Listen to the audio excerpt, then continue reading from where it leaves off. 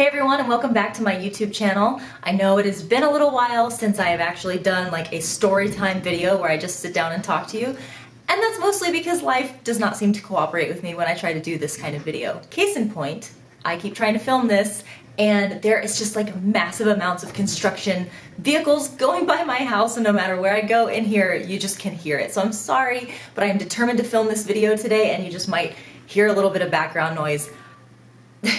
I'm just rolling with it today. So I guess the first thing that I should address, aside from the noises going on outside, is that yes, I cut off all my hair and it feels so good. I am so happy. It's all gone. I'm really happy about it. I went through the whole process with you guys on my Instagram account. If you don't follow me there, it's linked down in the description, and I'll put a little thing right over here somewhere for you to see as well, if you want to come follow me over there. So let's get right into the story of the day, because this one is a doozy. As some of you may know, I recently traveled to Memphis to go finalize my coffee collab with Ugly Mug Coffee. So the way that we arranged it was that I would leave on Saturday and I would stay until Monday, possibly driving home Monday night, or if things took way longer than expected, I might be leaving really early Tuesday morning. And that worked out well because my husband was not working over the weekend. He could stay with the kids, and then on Monday, my parents keep my kids, and so that way my husband would be able to go to work and my children would be cared for, and I would either be home late that night or very early the next morning. My trip turned out to where I did end up having to stay Monday night, so we just didn't wrap up with the collaboration until like 6 o'clock p.m., and I just told my husband I'm not in any shape to drive home tonight with that 6-hour drive. And he said, that's no problem, just leave as early as you can tomorrow morning. And this is where the situation gets hairy. I set an alarm to leave town at 4 a.m. And right at 4 a.m. I jumped out of the bed. I already had my bags packed. I pretty much just needed to do a little baby wipe shower, put my hair in a ponytail, and go. This hotel that I was staying at, if they do have a non-valet parking option, I don't know where it is. Like every time I've traveled to Memphis, I've stayed at this same hotel, and every time I've had to valet my car, because they just don't seem to have a parking structure for you. And because there are places in Memphis that can feel unsafe, I just never really wanted to go park a block or so away and then come to my hotel, since I'd be walking by myself. So long story short, I had valeted my car, and anytime I needed to go somewhere during this trip in Memphis, I would just have the valet go get the car. Which was never a problem until my 4:30 a.m. checkout on Tuesday morning. The whole reason why I wanted to get out that early was I had timed it perfectly to where I would be getting home just in time to take the kids, let my husband go get a shower, get his work bag packed, and get out the door, and his work day would not be affected at all. So I'm feeling the stress and the pressure of just trying to get out at the right time. But the first thing that happens is I walk downstairs and I do my checkout with the hotel, and I say, hey, I just need to get my car out of the valet. And they said, oh, well, there's nobody here from the valet. And I said, well, that's no problem. Just give me my keys and tell me where my car is and I'll go get it.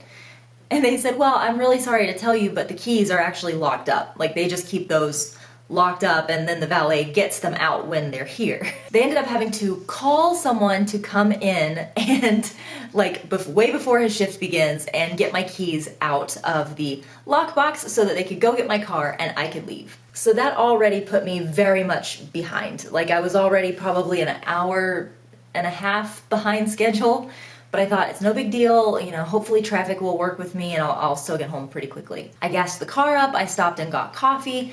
I didn't have time for breakfast, didn't bother to stop. I just thought, I'll drink this coffee, and when I inevitably have to pee in the next hour, I'll eat at that time. So I drink the coffee, and it's literally, I think I made it just maybe an hour outside of Memphis when I had to stop to pee. So I pull over at a gas station to use the restroom, and in my infinite wisdom, I go into the bathroom, and you know how they have like a little trash can for feminine products, and it's a flat surface, and that's usually where I will put my wallet, my phone, and my keys while I use the restroom.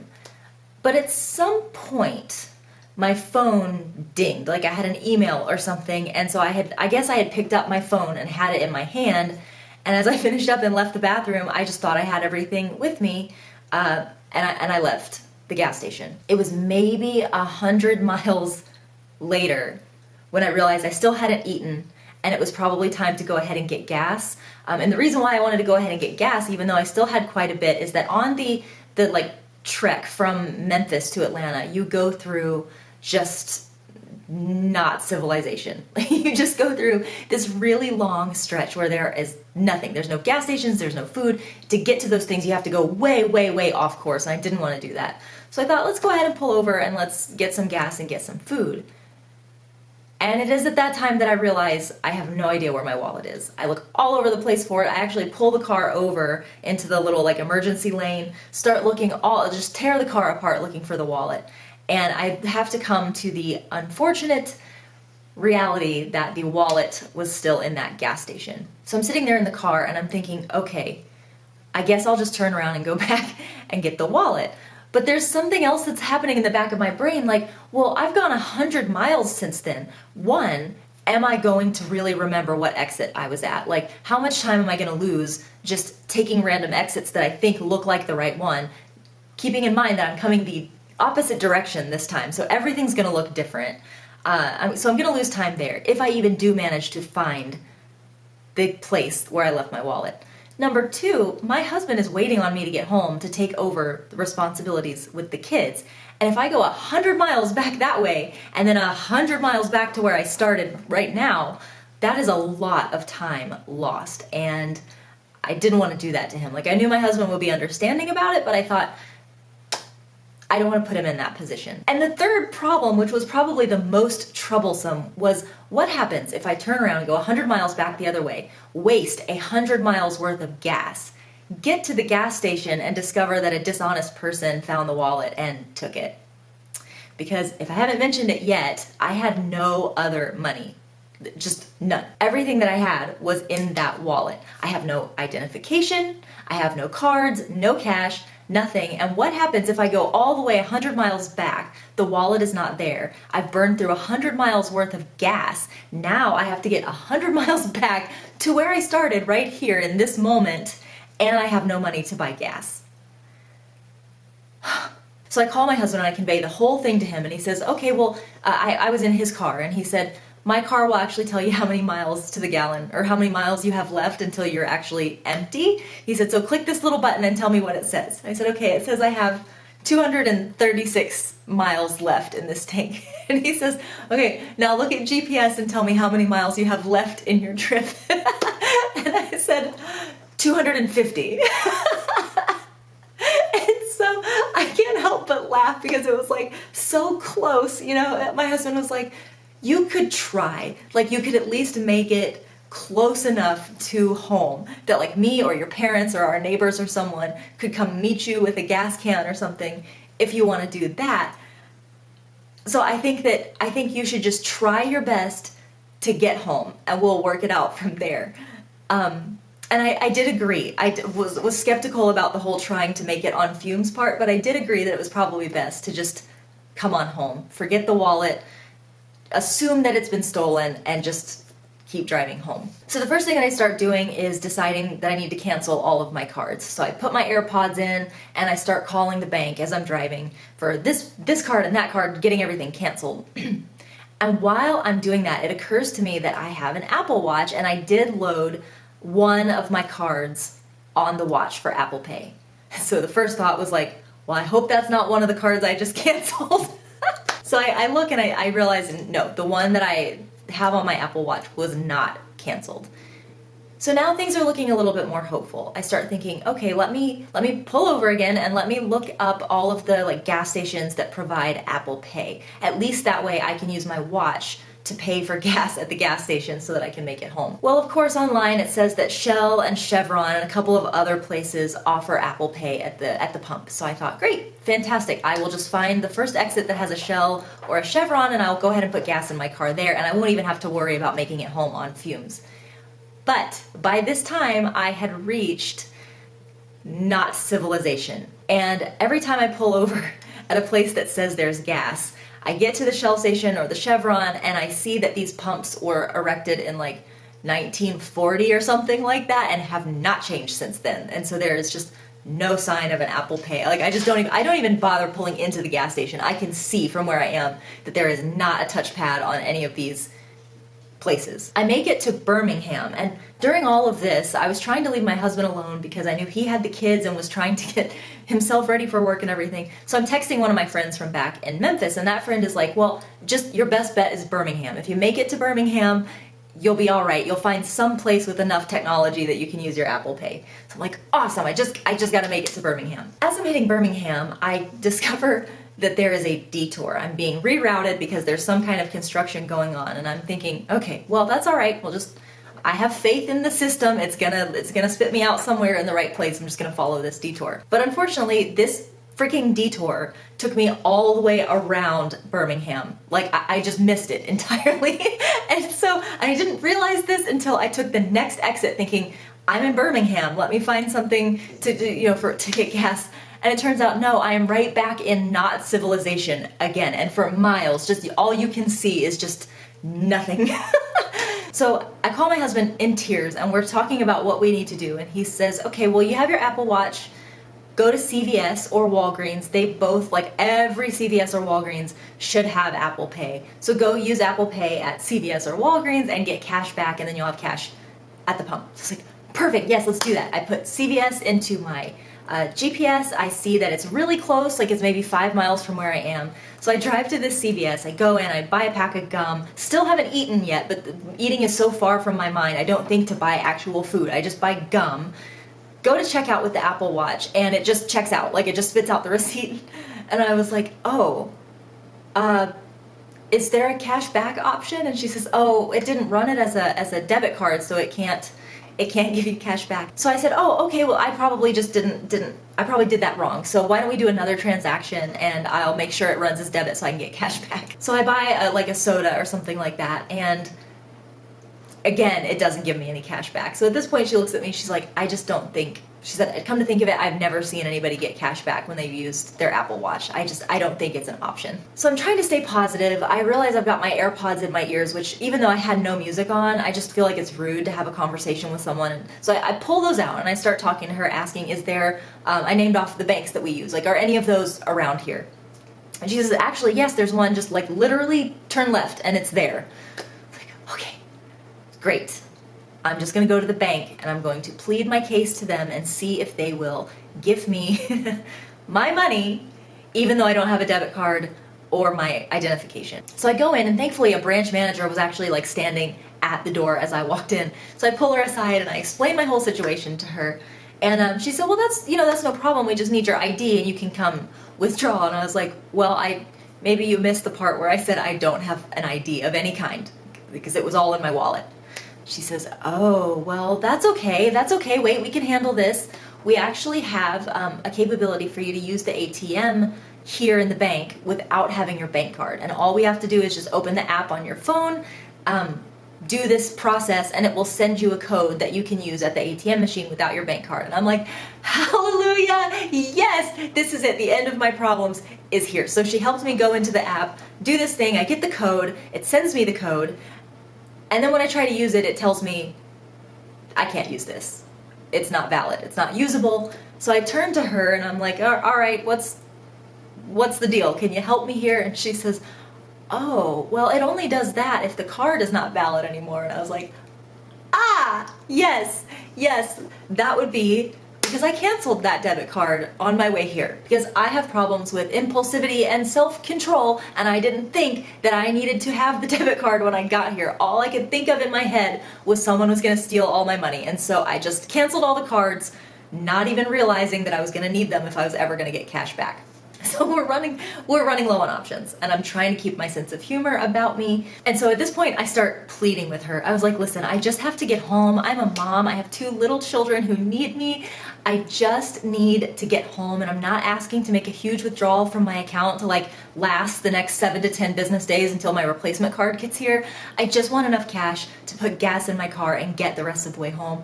Please, can you help me? She says, all right, let me walk with you up to the teller and we're gonna see what we can do. So I get there, we together explain the situation to the teller, and she says, okay, well, I can help you out, it's no problem. I'm gonna pull up your account and we're just gonna ask some questions to verify that you are who you are. What came next was a CIA interrogation. I mean, they wanted to know my freaking blood type, what my SAT scores were, and when my last menstrual period was. Like, it was just insane. I was like, I'm getting stressed out and nervous. What if I get one of these wrong? They were asking me questions of like loans I took out back when I was in college, like what was the date that I applied for the loan and all these things, and I'm just like, who would possibly still have that in working memory? Like, I can't. So I hear the ka-ching, and she opens up her drawer, and the woman pulls out $50 and hands it to me. Like, didn't ask me how much money I needed, just handed me $50, and I was like, oh, can I have a little more? She's like, no, the max that I can give you is $50. And now I'm a little annoyed. Like, I'm getting a little annoyed because I'm like, all right, you mean to tell me that no matter what, $50 was all you were gonna give me? She says, yes, it's because if this is fraudulent, we just don't want any blowback on us. And I was like, I totally get that. I'm a business owner, I get it. But it's $50. Roll the freaking dice. like either put me through the CIA investigation, and when I pass it, give me my money in the amount that I say I need, or don't put me through all that, because we were there for like 20 minutes. Don't put me all that and roll the dice on the $50. Like, and I'm not a banker.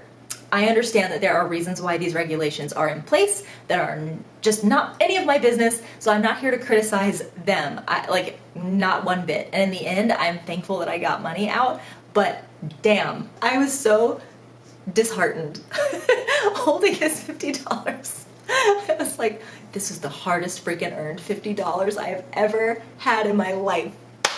So I take my $50 and I go out to my car, and I think, let me call my husband and let him know that I at least now have money to put gas in the car.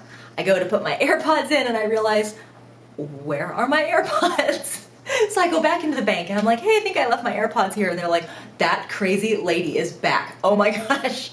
So we all start hunting for my AirPods, even though I'm begging for people to not help me. I'm so humiliated. I'm like, please just go about your business. I will find them by myself. I don't want your help. This is so humiliating. But even with all of us looking, we cannot find the AirPods. And it's at this point that I start thinking, maybe I left them at CVS. But I desperately need gas, and there's actually a gas station right next door to the bank. So I thought, I'm gonna go get the gas, then I'm gonna go back to CVS and see if they have my AirPods.